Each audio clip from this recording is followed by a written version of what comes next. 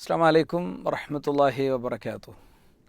ഞാൻ ഒന്ന് രണ്ട് വീഡിയോ നിങ്ങളെ കാണിക്കുകയാണ്.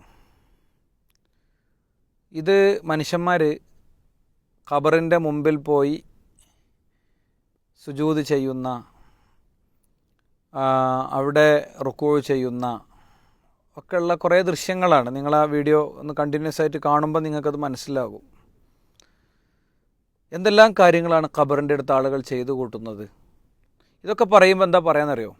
ഇതൊക്കെ പറയുമ്പോൾ ഇവർ പറയാം, അതൊക്കെ അന്തവും ബുദ്ധിയും വിവേകവും ഇല്ലാത്ത ജാഹിലീങ്ങൾ ചെയ്യുന്നതാണ്, അതിന് ഞങ്ങൾക്ക് ഉത്തരവാദിത്തമല്ല എന്നൊക്കെയാണ് ചില സമയത്ത് പറയാം.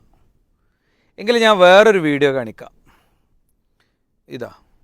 ഇതൊന്ന് കണ്ടു നോക്ക് നിങ്ങൾ. ഇതിലുള്ള ആളുകൾ നിങ്ങളീ പറഞ്ഞ വിശേഷണങ്ങൾക്ക് അർഹരാണോ? അന്തമില്ലാത്ത വിവരമില്ലാത്ത ജാഹിലീങ്ങളായ എന്നൊക്കെ പറഞ്ഞ വിവരണത്തിന് വിധേയരാണോ? ഒന്ന് വൈലത്തൂർ തങ്ങൾ, കാന്തപുരം ഉസ്താദ് പ്രസംഗിക്കണതിൻ്റെ മുമ്പ് ഇയാൾ പ്രാർത്ഥിച്ചിട്ടേ കാന്തപുരം എ പി അബൂബക്കർ മുസ്ലിയാർ പ്രസംഗിക്കുള്ളൂ. രണ്ട് ഇവരുടെ മുഫ്തി പൊന്മള അബ്ദുൽ ഖാദർ മുസ്ലിയാർ, ഇവർ രണ്ടുപേരും ഖബറങ്ങ പോയിട്ട് എന്താണ് ചെയ്യുന്നത്? അപ്പം അടിസ്ഥാനപരമായി ഇവരുടെ ആഹ്വാനങ്ങളും ഇവരുടെ ഇതുപോലത്തെ കാര്യങ്ങളൊക്കെ കണ്ടിട്ടാണ് ജനം ഖബറങ്ങ പോയി പലതും ചെയ്യണത്, പല രീതിയിലുള്ള കാര്യങ്ങൾ ചെയ്യണത്. എന്നാൽ ഇവർ പറയാറെന്താണ്? ഞങ്ങൾ തേട്ടം മാത്രമേ നടത്തുന്നുള്ളൂ, പ്രാർത്ഥിക്കണില്ല എന്നാണ്. ഇത് സഹായതേട്ടോ പ്രാർത്ഥനയോ ഒക്കെ തർക്കമൊക്കെ അവിടെ നിൽക്കട്ടെ, ഇതെന്താണ്? ഇത് ശുദ്ധമായ സുജൂദല്ലേ? എന്നാൽ ഞങ്ങളിത് പലതവണ പറഞ്ഞിട്ടുണ്ടെങ്കിലും ഇവർക്ക് ഇതിന് മറുപടി പറയാൻ കഴിഞ്ഞിട്ടില്ല. ഇതുപോലെയുള്ള ധാരാളം അന്ധവിശ്വാസങ്ങളും തിന്മകളും അനാചാരങ്ങളും അത്യാചാരങ്ങളും ശിർക്കൻ പ്രവണതകളുമൊക്കെ ഖബറുകൾ കേന്ദ്രീകരിച്ച്, മഖ്ബറകൾ കേന്ദ്രീകരിച്ച് ഇവർ നടത്തി വരുന്നുണ്ട്.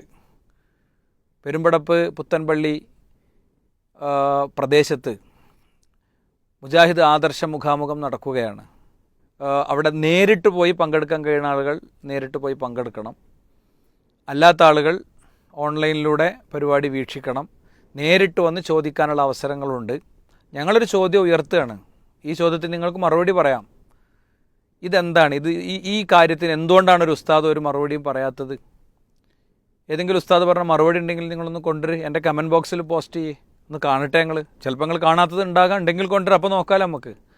ഏതായാലും വളരെ ഗൗരവമുള്ളതാണ് സുഹൃത്തുക്കളെ വിഷയങ്ങൾ. ഇതൊക്കെ പറയുന്നത് നമ്മുടെ സഹോദരങ്ങൾ ശിർക്ക് ചെയ്ത് മരിക്കുന്ന ഒരു വ്യക്തി ഒരിക്കലും സ്വർഗത്തിൽ പോകില്ല എന്ന് അള്ളാഹുവിൻ്റെ ഖുർആൻ്റെ നസ്സാണ്. അതുകൊണ്ട് നമ്മൾ സൂക്ഷ്മതയുള്ളവരാവുക. അള്ളാഹു ഖൈറാക്കട്ടെ. അസ്സലാമു അലൈക്കും.